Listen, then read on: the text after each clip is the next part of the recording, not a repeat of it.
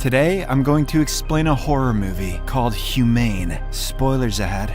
Watch out and take care. We then see a glimpse of a bleak future where citizens are seen lining up under the blazing sun to collect rationed drops of water from military trucks. Next, we see two workers who arrive at a luxurious mansion to deliver a piano, and the place belongs to an old man named Charles York, who is a retired news presenter. Charles sees his son Jared on the TV, who is also a media personality, and he turns out to be in favor of the euthanasia plan. Jared is saying that even kids under 18 should be allowed to make that decision, and reveals how he has a 10-year-old son who needs to understand these things. The disgusted piano movers begin cursing at Jared before apologizing to Charles, but the latter tells them that he also agrees with them. Later, Charles goes to greet his wife, Dawn, who is seen cooking, and she is extremely anxious for some reason. He tries to comfort her, while on the TV we hear that Charles's daughter Rachel is also in the news, but not for good reasons. Moments later, Jared shows up outside where he gets a call from his ex-wife, who claims that their son Lucas hasn't stopped crying because of the interview he gave. Jared tries to justify himself, but his ex-wife refuses to listen to him and hangs up. Jared then enters the house, where he greets Dawn and learns that Charles has invited all his kids tonight to share some big news. Jared is annoyed that his adopted brother Noah is also coming, but Dawn reminds him that he is still his family. Slowly, other guests also start trickling in for the family dinner. Middle child Rachel arrives along with her teenage daughter Mia. Charles then greets everyone warmly, but is surprised to see Mia there. It is revealed that he had exclusively told his children that the dinner was an adults-only event, but when Rachel threatens to leave, he allows the teenager to stay over. Elsewhere, Noah arrives near the villa, but can't gather the courage to go in. He calls his girlfriend Grace, who tries to cheer him up. When he still doesn't calm down, she understands the situation and asks him to return home if he's uncomfortable. Noah decides to head back, but is stopped by his half-sister Ashley. She tells him to hop in her car. "Get in, bitch, we're going to get euthanized by Dad probably," threatening to cancel the whole event if he doesn't turn up. It is obvious that these two share a close relationship. Later that night, the whole family sits at the dining table, and Dawn serves them exquisite dishes. Charles then makes a toast, thanking everyone for accepting his invitation. He also apologizes to them for missing so much family time because he was so single-mindedly invested in his career. Suddenly, Rachel cuts his speech short and demands to know why they were invited. In response, Charles grabs his wife's hand and reveals that they have decided to enlist in the euthanasia program. This enrages Rachel, and she starts spewing profanities for not getting a heads up so that she could have left Mia. But Charles points out that he did mention the dinner was adults only and politely asks Mia to leave the table. After the teenager heads upstairs, Charles opens up about his decision. The government has made it mandatory for at least one person from every family to be enlisted. Charles states that he would not be able to bear the pain if one of his children were selected at random. That is why he and Dawn have volunteered to safeguard the family of future enlistment. However, Jared, who is working closely with the government, states these rules are not for powerful and rich families like theirs, but Charles refuses to drop the idea as he doesn't want to take a chance. Just when the conversation starts to get heated, Dawn orders everyone to go take a breather and return back for dessert. Later, in the living room, Noah tries to change his father's mind by telling him that the docs had long ago met the 20% population reduction pledge, but they are now continuing the enlistment to eliminate certain classes of people. Charles seems to agree, but Jared, who is also in the living room, is incensed by those rumors. He begins to defend the government's actions and also vengefully pokes fun at Noah's addiction problem. Ashley, who is listening from nearby, comes to her half-brother's defense. However, in the midst of her rant, she accidentally mentions Noah's girlfriend. To everyone's surprise, Charles is extremely happy by the news and even asks to see the girlfriend's photo. "This is great! I thought you were asexual, son." Following this, Charles leaves to help his wife, but comes back moments later with a note. It turns out Dawn has run away from the villa because she is having second thoughts about her decision to enlist. Just then, they hear the bell ringing, and Mia attends the front door. Officials from docks who were scheduled to come that night have arrived at the York Villa. The head officer, Bob, says they had a slight change in scheduling, which is why they are here early. Nonetheless, Charles Charles invites him inside and tells him that Dawn has left. He also requests to postpone the procedure, asking if they can come back once Dawn gets in contact. Bob,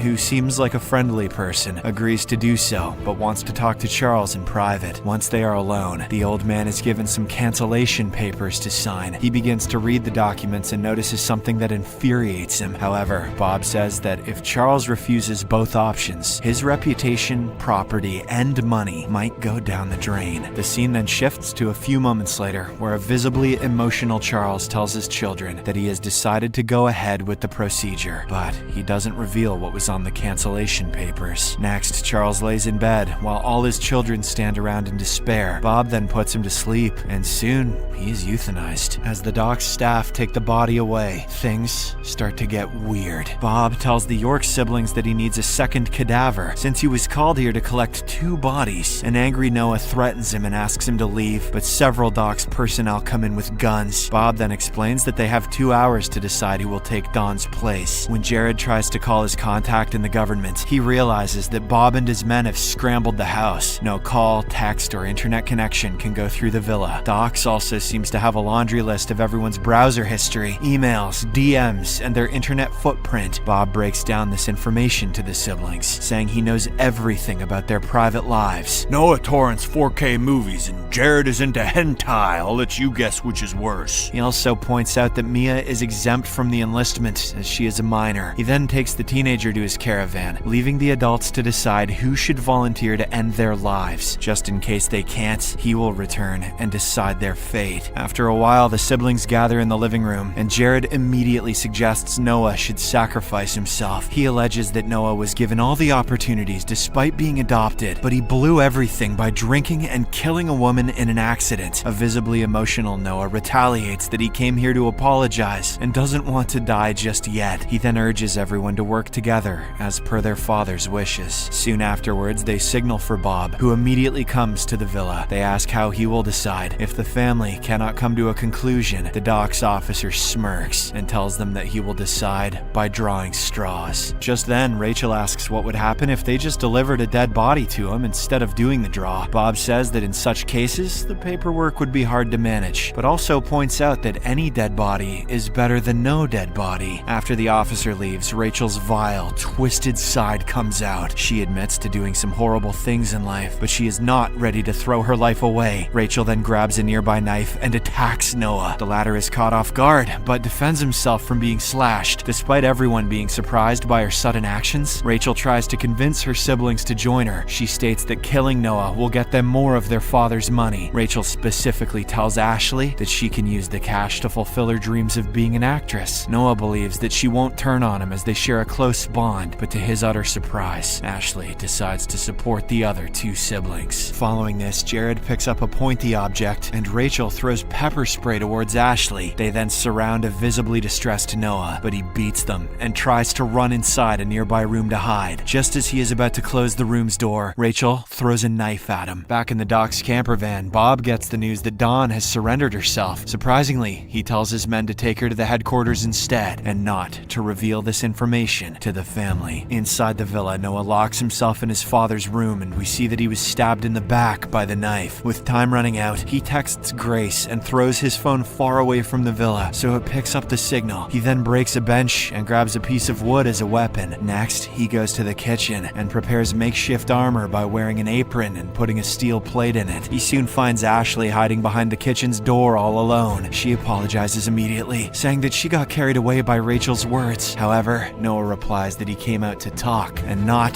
to exact revenge. He still believes that they should work together, like their father wanted. Unfortunately, just as Noah exits the kitchen, Rachel and Jared ambush him, nailing his hand to the wall. He desperately begs Ashley for help, but she runs away, betraying his trust once more. Nonetheless, Noah somehow frees himself, grabs the piece of wood, and smacks Jared. He then stabs Rachel in the neck with a fork that was lying on the kitchen floor, but just as he's about to finish them off, Ashley springs a surprise attack on him. This allows the others to subdue Noah and tie him up. The scene then shifts to a few moments later, where Noah is tied up and surrounded by his half-siblings. They are gearing up to stab him when Grace suddenly arrives and starts calling for Noah. This alerts the siblings and they rush outside, only to see that Grace is recording the doc's personnel, who are armed with assault rifles. Bob soon soon comes out of the camper van to talk to her, but things only get more tense. The siblings urge Grace to run away and get help, and she instantly obliges. However, she doesn't get too far, as one of the dock's guards eventually guns her down. Bob then tells the family to go in and bring him a body within 15 minutes. However, when the siblings return inside, Noah is nowhere to be seen. The ropes they tied him with are also thrown nearby, which means that he is now free. Unbeknownst to them, Noah had also heard Grace's voice and is aware that she is now dead. Boiling with anger